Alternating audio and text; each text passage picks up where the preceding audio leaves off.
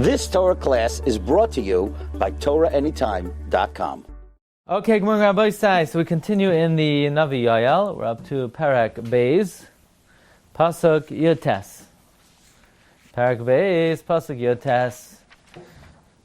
So this is in reference to the Jewish people doing tshuva and how the Ribbon Shalom will send the produce after the grasshoppers, after the locusts have attacked all the produce. So the Ribbon Shalom says, Vayan Hashem, and God responded, Vayomer la'am, and He said to His people, Hineni sholeach lachem es hadagan. Behold, I will send you the grain, v'hatirosh, and the wine, v'hayitzar, and the oil, u'sevatem oisai, and it will satiate you. V'loi etin eschem oid cherpa b'goyim. I will no longer place you shameful among the goyim, because the goyim said that Hashem had abandoned the Jewish people. So Hashem says, when you do tshuva, I will send you bounty, and you'll no longer be shamed among the goyim. Says Metzudas David, Vayan al she'elas b'kashas amai.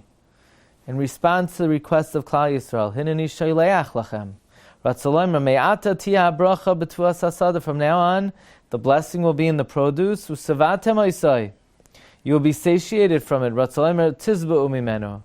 Cherpa b'goyim. You will no longer be shameful among the goyim. Ratzolem liyos garim beineim ma'akas ra'avoin.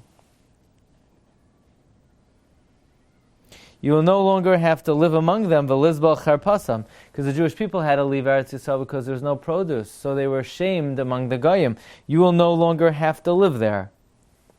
So now we come to Pasuk Chav. This is a very a well-known Pasuk. Again, this is coming from the Haftarah of Shabbos Shuvah, after we learned from the Navi Hosea, so we learned from the Navi Yoel.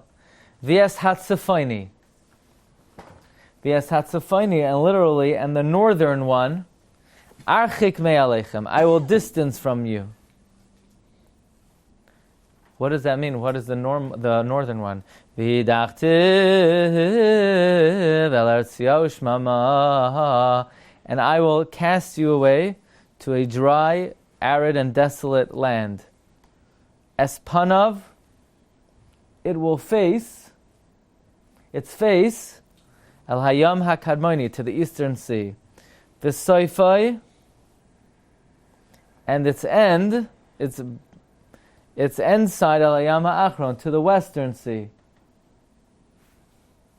V'ala vashai, its smell will go up. V'sa'al tzachanosai, and its stench will go out. Ki higdal la'asais, because it has achieved greatly. So what is this referring to? And the northern one, I will distance from upon you. What's the northern one? And I will cast it away to a dry land. It will face the eastern sea. Its back is to the western sea. Its smell will go up. Its stench will rise, because it has achieved greatly. Says Rashi, V'es Tzefoni, and the northern one, Ha'arbe haba mipas safain, the locust that comes from the north. So the northern one refers to the locusts. Archik me'alechem, I will distance from you. V'lo yashav lavai, it will no longer come. V'hidachtiv, I will cast it away. Lamos shama, that it will die there. Espanav, what does it mean? Its face will be to the east. Haschalas kevutzas ha'arba, the first of the gathering of the Arba, Adichenu al Hayam HaKadmoni, I will push away to the eastern sea. Hu Hayam HaMelach, that's the Dead Sea, the Salt Sea, Shubi Mizrachi Shel Eretz Yisrael. V'soifai, the Metzudas David says, Soif Kevutzas HaArba, the end of the gathering of the Arba, HaHoilech Ba'achrona, that comes last, Adichenu al Hayam HaAchron, I'll throw into the Mediterranean, Hu Yam HaMa'aravi. So the way the Metzudas David learns, the Panav means the first swarm of locusts God will cast into the Dead Sea. The last swarm of locusts, God says, I will throw into the Mediterranean. Why would He have to divide up the swarm? Or just cast them all in one place? Is there some reason why He has to divide up the swarms? Let's see. V'soifai, okay, let's see. V'ala bashai, achar hamisa, after they die, yala reicham hara ba'apei ha'ivrim. Their foul smell will rise up into the nostrils of those who pass by. And what does it mean, v'tal tzachanasa, as Metzudas David says often? It's just a synonym. There's no difference between ba'ash, and tzachana. It's a kefal hadavar. We'll see. The Malbim will explain the difference though. Ki higdel asos, ki ha'arbe higdel asos ra. The arba has already done a lot of evil, meruba beretz Yisrael, and therefore it will die. Now let's see Rashi. Rashi says, Tzefoni yesh l'poisra yachil ha'arba. You could interpret it that it's referring to the swarm of locusts. Ve'alav noifel lashon hidachtiv al eretz tzio shmama. And on the swarm of locusts, Hashem says He's going to drive into the sea. But there's a famous Gemara on this pasuk, and the Gemara says in Masechta Sukkah on Daf Nun Beis that it's a reference to the Yetzer Hara. And the Gemara says, how many names does the Yetzer Hara have? The Gemara says the Yetzer Hara has 7 names. Do they have a Gemara Sukkah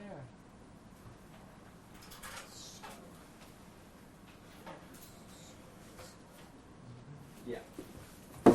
Okay, so the Gemara says that the Yetzer Hara has 7 names. What are the 7 names? Who knows? What are the 7 names of the Yetzer Hara? What? How about, let's start with one name. Says the Gemara, Rabbi Shua ben Levi, Darash Rabbi Vira, V'temer Shua ben Levi, Shiva Shemos Yeshua Yetzer Hara, HaKadosh Baruch Hu Karoi Ra. God calls Yetzer Hara, Shenamar Ki Yetzer Leva Adam Ra, Minurav. Moshe Karoi Orel, Moshe calls him uncircumcised, Shenamar Umaltem Es Arlas Levavchem. David Karoi Tameh. David calls the Yetzer Hara Tameh. Shenamar Lev Tahar Barali Elikim Miklal Ika Tameh. Shloimei Karoi Soinei. Shenamar Imrav Soinacha Hachileo Lechem. Yeshaya Karoi Michshal. Shenamar Soilu Panodara Harimo Michshal. Yechezkel Karoi Even. Shenamar Vasiroisias Leva Even Mizachem. Yoel Karoi Tzefoni. Yoel calls the Yetzer Hara Tzefoni. Shenamar v'yasat Tzefoni archik me'alechem. In fact, the Gemara says, Tan Rabbanon v'yasat Tzefoni archik me'alechem. Ze Yetzer Hara shetzafon v'oimei b'libei shel Adam. Now we said that the locusts are called Tzefoni because they come from the north. But why would the Yetzer Hara be called Tzefoni? The answer is Tzefoni. It's hidden. It's a lashon of a tzafon, and it stands in the heart of a person. What does it mean? V'hidachtav el eretz tzio shmama l'makom she'ein bnei adam matzuyin hisgaris b'heneh. Okay, so now the Gemara is going to dash in this pasuk al pi drush that if it's referring to the Yetzer Hara, what does it mean? Panav el hayam hakadmoini. So the answer is it's referring to the Yetzer Hara. The yam hakadmoini is the bayis rishon. So el hayam hakadmoini. Shenasan eina v'mikdash rishon v'hechrivai. The Yetzer Hara put his eyes on the first base of Mikdash and destroyed it. V'harag tamidei chachamim. Shavu shabai. V'soifa el hayam ha'achron. In the end, on the western sea, shenasan eina v'mikdash sheni v'hechrivai. V'harag tamidei chacham shabai. What does it mean? V'ala bashai v'sal tzachanasai. That means shemeniach umay so'ilam. The Yetzer Hara doesn't care about the goyim. Umisgara b'saneim shel Yisrael. He only instigates those who hate the Jewish people. That's a euphemism. He only instigates Klal Yisrael. He's more interested in getting the Jewish people to stumble than in getting the Ummah Ha'olam to stumble. Ki higdel asos amar Abaye uvetamidei chachamim yoser mikulam. The Yetzer Hara tries to instigate with Tamei Chachamim more than anybody else. That's what the Gemara says. Kol hagadol mechaveroi Yitzral. The greater a person is, the stronger the Yetzer Hara tries to get a person to stumble. Ki hada Abaye. Like Abaye, Shamei lahu gavri, he heard a person say, Dekam lahi itza. He heard somebody say to a woman, Nakdim v'neza b'orcha, come, let's go for a stroll. Meaning, let's get up early before the day starts. Amar, Abaye said, Ezel afreshin me'isura. Let me try to stop this guy from doing an Aveira. Azal Basrayo, he went after them. Tlasa Parsi, 3 Parsa. So he basically followed them 12 miles. Ba'agma, into the swamp. Okay. Ki have a Parsha me'adadi, when they separated from each other, Shaminu de Ka'amri, he heard that they said, Orchin Rechicha, Utzvasim Besima. That means, there's a very far different distance between our two places. We can no longer go together. Vitzavsin Besisa. It would be nice to walk on the same path. Amar Abaye, Iman desanili, have a matzi ukmi nafshe.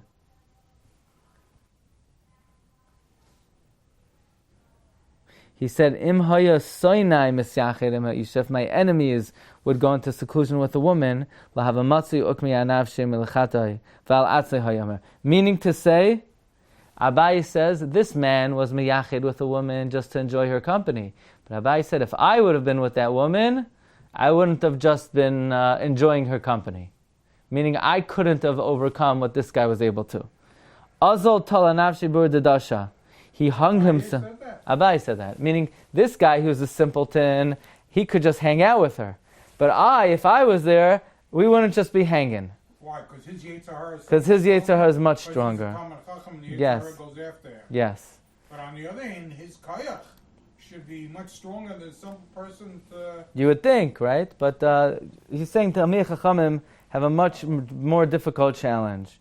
So what did Abai was very upset that he followed this guy into the swamp and he was able to overcome what Abai himself said he couldn't have overcome. So he hung himself on the door, the bar of the door. Umitztar, he was in pain, meaning he was leaning on the bar of the door like someone who's distressed. Asa, who Saba, an old man came, he said, don't worry. You know, it's not because you're weak or it's not because you're a bad guy. It's that you have a much stronger Yetzer Hara than the average person.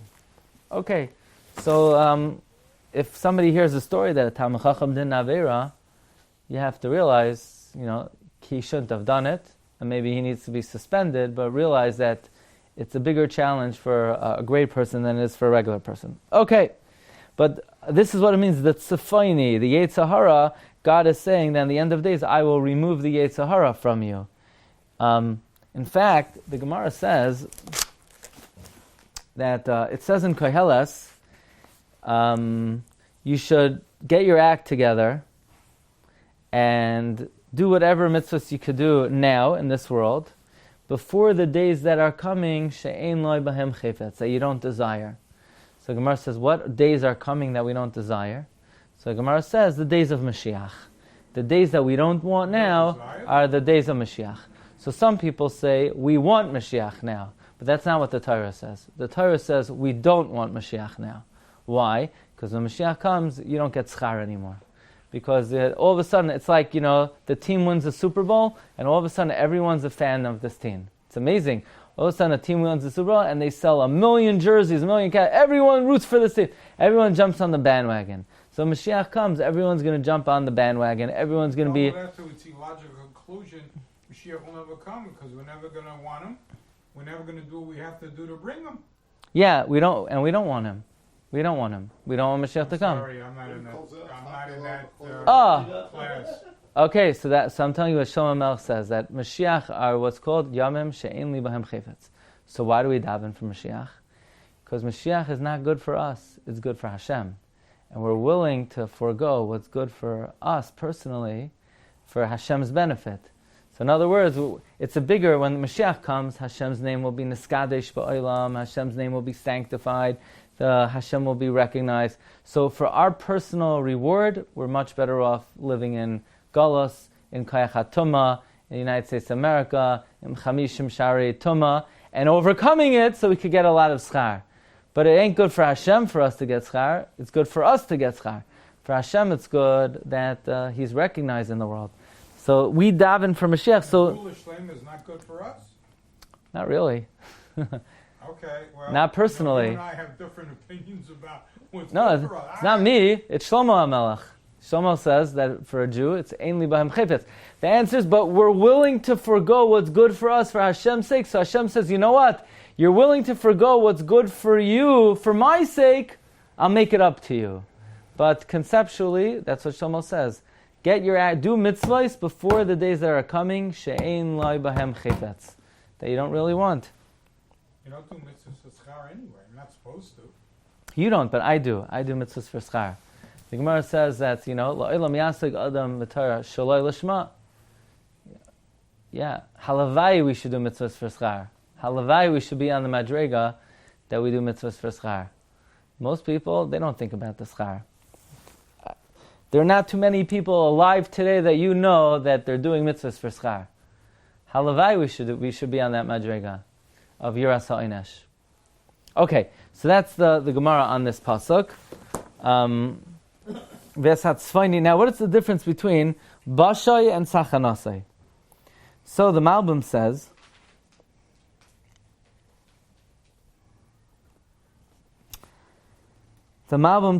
on pasuk chaf, Tzefoni, he says like this: She'im hayahat shua ba'avor shemai. The salvation would have been because of his name. Lo haya marchek es ha'arba. God would not distance the arba, kedei sheyeh muchan karev aleim, so that they should be primed and close to them. Im yosifu lachta, if they would increase, if they would sin more. But now I will distance them from you. Why? She'im haya laman shemai haya mishal haya l'umayis linkoy mehem kvod shemai asher bazu. However, now that I'm doing it for your sake. So the Malbim's learning that if Hashem was doing this for his sake, he would not distance the Ma'arbe, so in case Klal Yisrael proceeds to sin again, they would be able to attack again, and Hashem would send it on the Goyim. But since I'm doing it for your sake, so I'm removing them completely. Now what's the difference between Allah Bashai, the Tal Tzachanasai? So he says like this: Allah Bashai, Ki derech ha'arba, it's the manner of locust, be'eshe yistalek, l'haniach achrav basha v'tzachna. Locusts leave a stench. I mean dead locusts. The dead arbor, right? When they die, the bodies they give off some kind of odor. Not while they're alive, right? Oh no, so not necessarily. When locusts leave a place, they leave a stench. Where does the stench come from? So, tzachana, the tzachana comes from aidei hazera sheyaniach. It comes from the seed that they leave. They leave their seed everywhere, and that smells. The basha is because many die, like it says vativash haaretz. So it happens through that the air begins to smell. So first the Navi is promising, kital, they will rise, and the basha will leave. The basha refers to the zera. The zera will be removed, and the tzachana refers to the odor of the dead one. So it sounds like arba leaves two traces of smell: the zera that they deposit, and the ones that die also leave a smell. And how is that going to be removed? A human being is going to have to pull them up? So it sounds like Hashem is promising that as miraculous as they came in, that's how miraculous the smell will leave. Now, the Malbim references the Gemara in Sukkah that we mentioned, that is referring to the Yetzer Hara, and the Kavana is that it's not the Nachash that's Memes, it's the Chet that's Memes. And the Yetzer Hara is the one who causes the Arba to come. And by the Yetzer Hara leaving, then the Arba will also leave. Meaning the Malbim actually says very interesting. We learned there are two pshatim in the pasuk. One, the literal pshat, that the locusts will literally leave, and the other pshat is the drash of Chazal, that the Yetzer Hara, it's referring to a time in the future when Hashem will remove the Yetzer Hara. But the Malbim combines the Pasha pshat and the Gemara's pshat. Meaning, where do locusts come from? Comes from, because there's some natural cause that brings the locust. It comes from our sin, which is caused by the Yetzer Hara. So really, the cause of the locust was the Yetzer Hara. So Hashem says both. You know how I'm going to remove the locust? By weakening the Yetzer Hara. So if the cause of the locust is removed, then the result, being namely the locust, will also be removed. So the Malbim reconciles and coincides the pshat with the drush of the Gemara. Okay, pasuk chaf aleph. Al tirai adama. Do not fear the earth. Gili, rejoice, usmachi, be happy, ki higdal Hashem lasais. God has acted wondrously. So what is this referring to? It says in Metzudas David, Al tiri adama, don't be afraid, earth. Don't be afraid, land. Shelo yashav ha'arba, shuv. The arba will not return. Ela gili usmachi, exult and rejoice. Ki me'ata higdal Hashem lasais toiva harbe. Now God will do a lot of toiva. Rashi says, Al tiri adama eretz Yisrael. Don't be afraid, Israel, if you do tshuva. What's the difference between eretz and adama? Well, one could be the physical land, adama, and eretz is maybe the spiritual land, or the... So the Malbim says, adama, sadeh refers to eretz. Adama refers to even where there's no tfuah, but a makam of ilanois. Interesting, like in Parak Aleph Pasuk Yud. Adama refers to a place where there are ilanis as well. How do we know this? If you look in Parak Aleph Pasuk Yud, there it says, Shudad Sadeh, the fields were desolate, Avla Adama. So apparently Adama is a place that's not a Sadeh. Okay, very interesting. Okay, so... Al tiri pasuk chavbeis. Al tiru bahamois sadai. Do not be afraid, animals of the field. I mean, the animals of the field were also worried as they had nothing to eat. Kidashu na'is midbar. The habitations of the desert were have been covered with grass. Desha.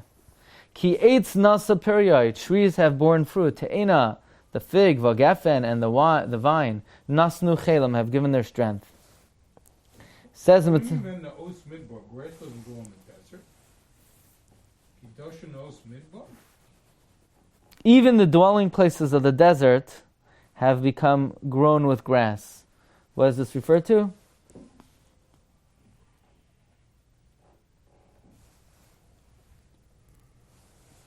That in the merit of the tshuva of Klal Yisrael, the Malbim says, Hashem covered even the habitations of the desert with grass.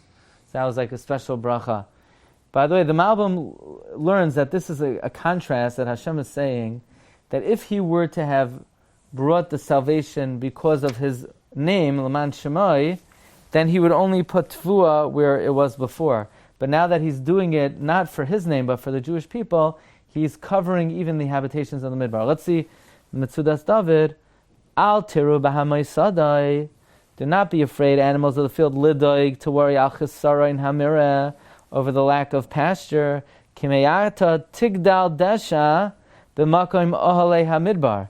Because now grass will grow in the tents of the desert, Moshav Haroim, where the shepherds are habitate.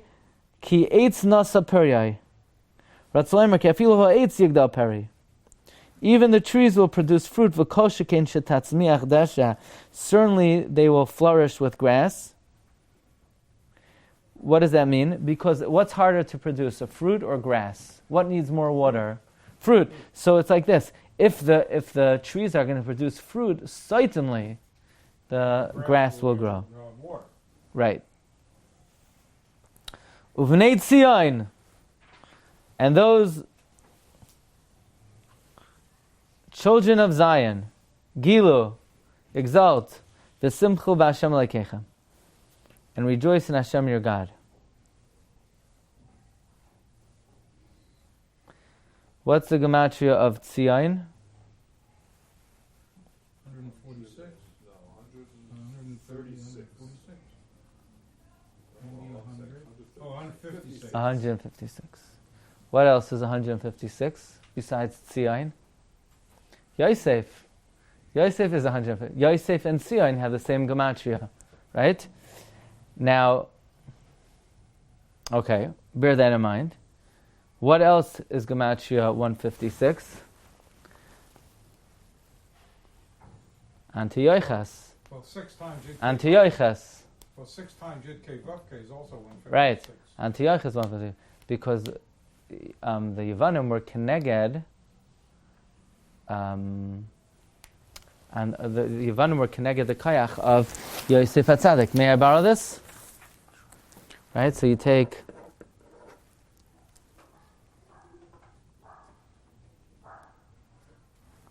Antiochus, it's 80, 96, 105, 106. Antiochus is 156. So that's why Antiochus tells Klal Yisrael to do what? Kisvu al Karen Hashar, right on the horn of an ox, they have no share in Hashem. Because the ox, who in the Torah is compared to a shar? Yosef. So Antiochus, who's 156, who's coming to destroy Tzia in 156, is also coming to destroy the power of Yosef HaTzadik. Okay. That's just a little tidbit. Okay. Ki nasan lachem es hamoire l'tzedakah. God has given you the early rains for righteousness. Vayored lachem, and it fell for you. Geshem, the rain. Moira, the early rain. Umalkosh, and the late rain. Barishan, in the first month. Now this is very odd. Let's think about the calendar. We know in Eretz Yisrael there are two sets of rain. The Yoira, the early rain, and the Malkosh, the late rain. When in the calendar is the Yoira? Right after Sukkot, Cheshvan. When is the Malkosh? Shvat, Adar. The last time for the Malkosh is Adar. In fact, if rain falls in the month of Nisan, it's a Siman Klala. So why is God promising the rain is going to fall in the first month? That's a Klala. So let me share with you the Gemara in Tainus. This is talking about in the period of Yoel, where there was terrible famine for many, many years, and the Jews literally had nothing to eat. And the Navi says it was the first couple of days of Nisan, and usually grain in Israel takes 6 months to ripen. And the Navi says, take your seeds and plant it in the ground. So the Jew says, that's crazy, we're going to be throwing it out, because we could eat the seed and have some nourishment, but we're going to put it in the ground, it's going to decompose, and it's not going to grow. The Navi says, do it.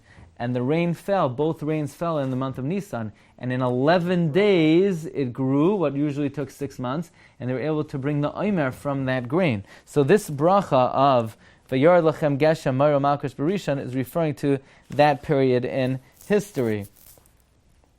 Look at Rashi, Barishan. Benisan, V'afal Pisha Hayora Hi Ravir Rishayna. Even though the Yar is the first rain, Hayoredas Al Hazara, V'hu B'mar Cheshvan, Oisa Shana Benisan Zaro. That year they planted in Nisan, Kamash Mafurash B'Masechta Tainus, Shegadla Hatvua B'Achad Asar Yom, that the Tvua grew in 11 days. Actually, the Gemara says like this.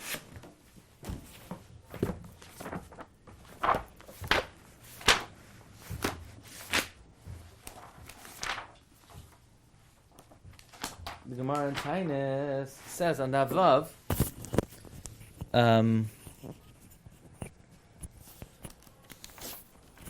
Daf Hey, excuse me, the Gemara says that year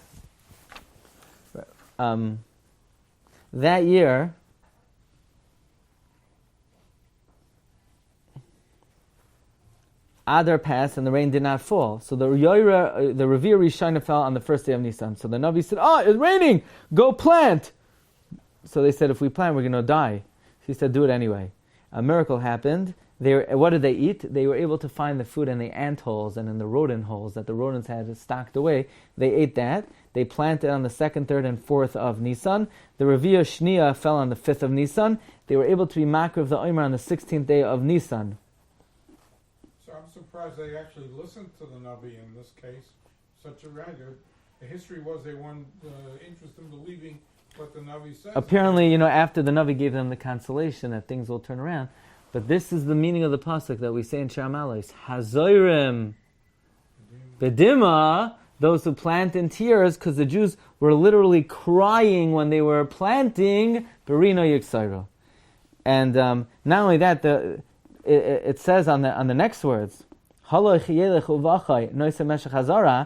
were walking and crying, but carrying the container of seed. What does that mean?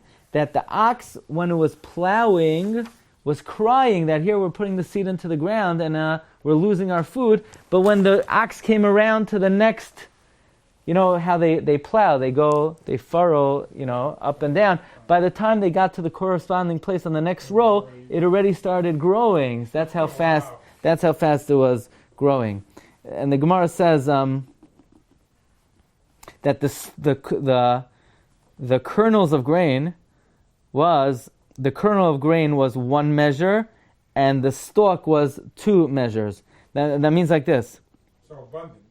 It was very plump. The kernel of grain was double the size of the stalk. Normally the covering is much bigger than the actual kernel, and here the kernel was double the size of the shell. The Gemara asks that the famine lasted for 7 years. So what did they eat for these 7 years? So Rabbi Yochanan says the first year they ate what was left in the house. The second, whatever was left in the fields. The third, they ate kosher animals. The fourth, they ate treif animals.